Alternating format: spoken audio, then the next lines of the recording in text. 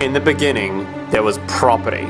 Someone worked hard for whatever they produced for themselves, so they thought the fruit of their labour belonged to them. However, this led society along a path of ignorance and cruelty. Property led to trading, and therefore competition. The idea that two parties both attempting to use deception to gain the better end of the deal, which is covert violence, will make both parties better off, when mathematically this leads to a social hierarchy, with the rich or wealthy making the decisions for the poor to obey under force or threat by bribed guards or the police, or some form of agency which protects the interests of the rich, which is to keep being rich while the poor remain poor. It isn't necessary for people to have access to what fulfills their human requirements and engage in the worst violence possible. It's obviously an antisocial personality disorder, but on a social scale. This ultimately increases tension in society, and when people act out in various ways, the explanation the rich arrogantly provide is that the poor have inferior genes since they're poor, and the rich have superior genes since they're rich. This is called the eugenics movement, and this pseudoscientific social myth will be popular as long as the market exists, since it's an ignorant explanation that leads people away from thinking that selfish trading is the problem and focuses on revenge by thinking certain groups of people are evil and at fault, scapegoats. The popular belief that execution, punishment, and jail solve problems, beliefs which come from the still present Dark Ages, are entirely false. The science does not support it. All judges have the same middle name: God. No trading, scarcity-based society will ever work. It relies on dysfunction to service problems and not having enough. Violence, poverty, pollution, addiction and such are ensured in this kind of social atmosphere.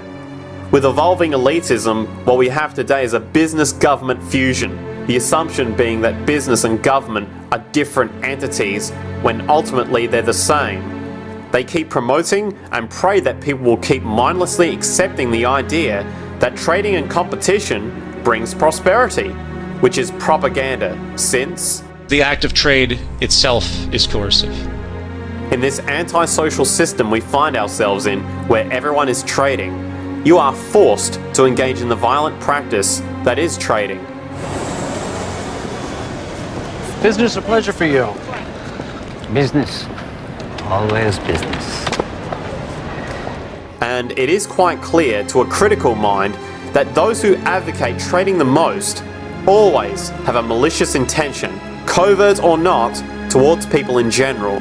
Such people are sick and twisted. They have to do something. They don't have to trade. They have to do. How do they have to trade? They have to either trade. They can their go. labor, They can go they have to and either I mean, trade 98% their of the world's surface is uninhabited. They can go and live in the Oh. woods, and they can grow their own food, and that's they true. can hunt their own animals. true. I don't understand how it is they have to trade.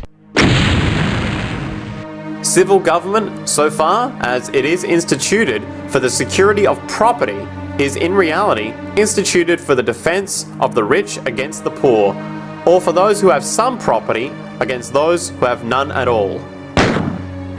Instead of recommending cleanliness to the poor, we should encourage contrary habits.